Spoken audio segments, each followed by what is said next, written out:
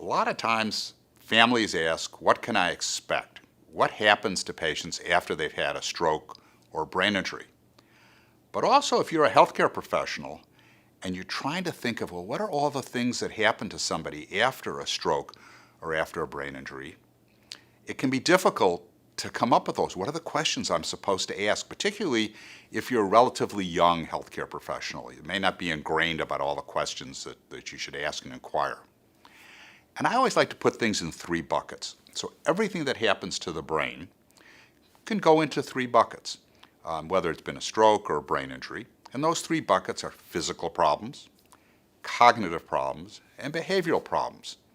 So if I'm going to ask Mr. Smith questions, I can think, okay, first bucket's physical.